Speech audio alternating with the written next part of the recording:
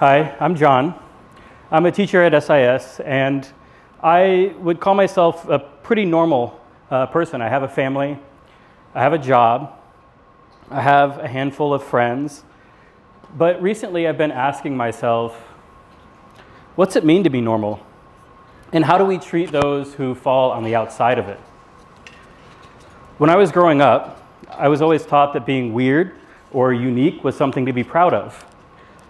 Maybe this helped shape my mindset that being different is a good thing. Truth be told, we all have unique experiences and values that make us who we are. It varies from person to person. But why is it that some people seem to belong and others may feel that they don't? Statistically, normal can be described as a set of data along a bell curve. Those within the curve are considered normal. Cultural and social norms often dictate what normal is and guides our behavior. These norms are outlined by a dominant culture. How can we eliminate these barriers that make it so that people on the outside of these norms feel belonging? So I want to share a mindset with you that might help us all build more belonging with those around us. Part of this mindset has been shaped by my experience as a teacher. As a teacher, I get to see growth and development and dynamic social interactions every single day. Not only that, I also get to use resources that are research-based, and they're intended to teach children how to function in the world.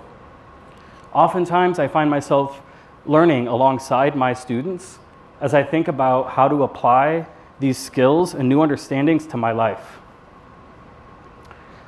Years ago, I participated in a committee of educators, and our job was to come up with a social emotional learning program that would be rolled out to a group of primary schools within a school district that included 15,000 students. Now, this program was intended to teach self-management skills, social and self-awareness, decision-making skills, relationship skills, through the implementation of 3 core practices that were implemented in every single classroom. One of these practices included a morning meeting that would be done at the beginning of each day, and this is still a routine I use in my classroom. I learned about this routine from some training that I'd done with an approach to teaching called responsive classroom, and this is an evidence-based approach that focuses on the developmental awareness and building positive community, among other things. So, the first part of this routine includes 3 parts. One of those parts is eye contact. Now, eye contact isn't necessarily a vital part to building belonging. However, acknowledging the presence of the people around you with a look, a smile, a wave, could be a way to help build belonging.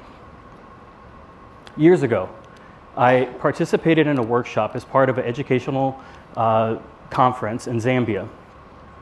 In this conference, we were given time to talk with other educators about some of the challenges that we encountered teaching at within our international communities. One particularly memorable interaction occurred when a group of African educators spoke about a common situation in which they were in their schools and colleagues who were from different countries would pass by them in the hallway, and they would look straight forward, and their colleagues would seemingly ignore them when they passed. Now, these educators were hurt. They asked, "Why don't you see me?" They spoke about the importance of where they were from, that when you pass someone by, you would acknowledge their presence with a greeting, or at the very least, a look. And by just looking straight forward when they're being passed, it was taken as an insult or lack of respect. Now, this kind of social norm varies from culture to culture. But I would argue that acknowledging each other's presence with a look, a wave, or a smile could be a way to build belonging. The next part of this routine includes hearing your name spoken every single day. Usually, learning my students' names is one of the first things I do every single school year. And it's through this routine that I came to learn of a greater importance of actually hearing your name. I learned that hearing your name or using your name is considered a self-representational behavior. Other behaviors like this include seeing yourself in the mirror, using adjectives to describe yourself or your own mental state. When you hear your name, a part of your brain activates. And this even occurs in patients who are in a persistent vegetative state. When you hear your name, it communicates familiarity, respect, and recognition. So, what am I suggesting? I'm suggesting that we learn the names of the people that we encounter in the world and we use them regularly. Good morning, Jill. How are you doing, Harish? The use of names has taken on a new importance in my life since I met my wife. Growing up, I never had the experience of someone not being able to properly say my name. John. It's a common name in some countries. But it was after I met my wife that I got a glimpse of an experience of what it's like having a name that might be considered on the outside of what is considered normal. Her name, like others, holds significance, and it's a part of who she is. So this is my wife's name. When I first met her, I learned it pretty quickly because I liked her. But I would argue, even without this kind of incentive, we should be motivated by the understanding of the importance of each other's names. Her name, like others, is significant and is part of who she is. Her name originates in Scandinavia and is a gnome-like creature that is associated with winter solstice or Christmas time. Later in life, she even learned of a rhyme that accompanies this mysterious creature. It goes, a little mischievous, a whole lot of fun, helps everyone's day the elf-like one. So if you know my wife, you might understand how the lore around this mischievous creature relates to her identity. Author and scholar Ralph Ellison said, "It is through our names that we first build ourselves in the world." The name is the first way we connect with our identity. By learning each other's names and using them often, we can help build belonging. The last part of this routine includes a friendly greeting, and it's a chance to bring people in and interact with them. I remember growing up, and I would go on errands with my father. He's the one on the right. He's not the Hall of Fame basketball player Julius Erving next to him. But he's known as someone who's quite chatty.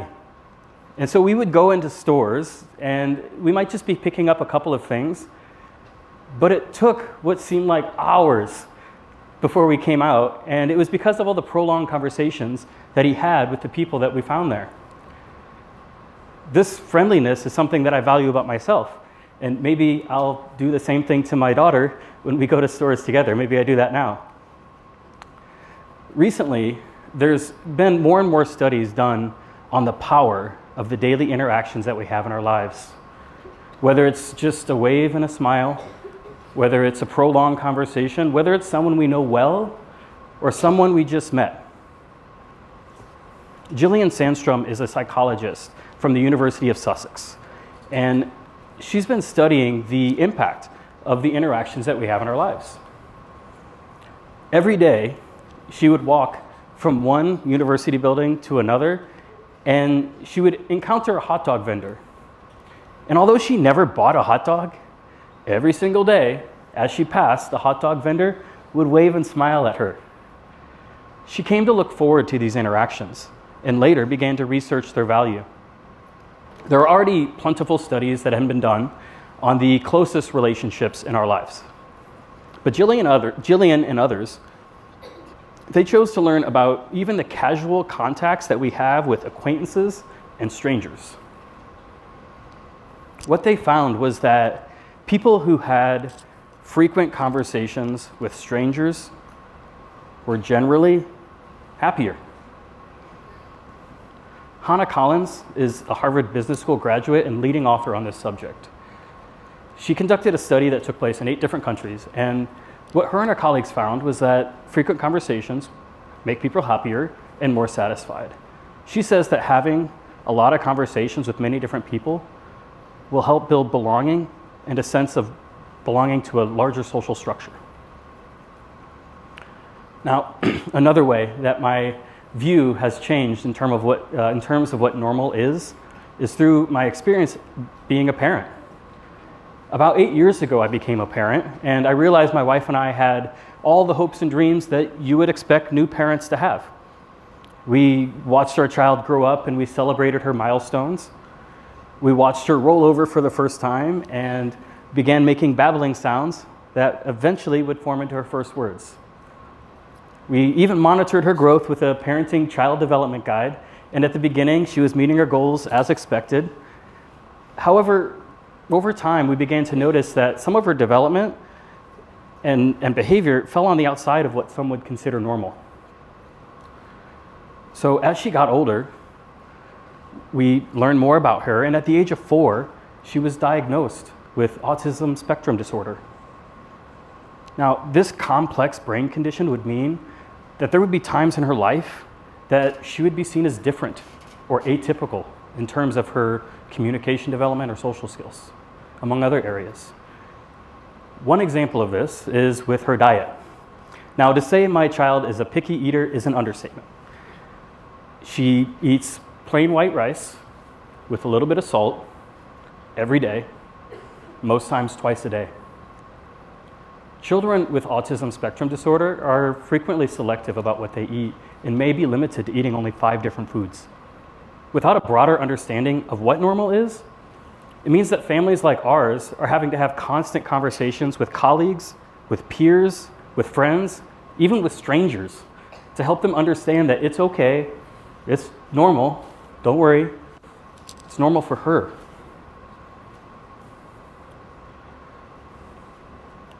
These experiences as a parent have helped me learn more about the differences in human behavior. It helped me become more curious and tolerant, and maybe more accepting. Globally, about 60% of people under the age of 18 have experienced some form of trauma or adverse childhood experience, like violence, abuse, growing up in a family with mental health or substance abuse problems. This means that it's the norm and it's not the exception. We don't wear labels or signs on us to say what our traumas or experiences are. So author Alex Vanette, who wrote Trauma-Informed Education, she advocates for a universal mindset in how we interact and talk with one another. Now, this can be best explained through an experience that most of us have had, that we're having right now, in which we're audience members, and the speaker comes up to the front. They might not want to use the microphone, so they ask, hey, I don't really need to use this microphone, right? Or you can hear me, can't you? Now, this is seemingly a harmless question, but imagine someone who might be hard of hearing. Would we expect that person to raise their hand and identify themselves as someone who has hearing problems? We should offer the inclusive universal approach of using a microphone without asking if it's needed, because we understand that people are diverse and some people can hear better than others. Consider that someone with this condition may already be traumatized or stigmatized by it. Why do we want them to be the ones who have to raise their hand to advocate for themselves? Why not assume that there's someone in the room with this experience and include them rather than expecting them to advocate for themselves publicly?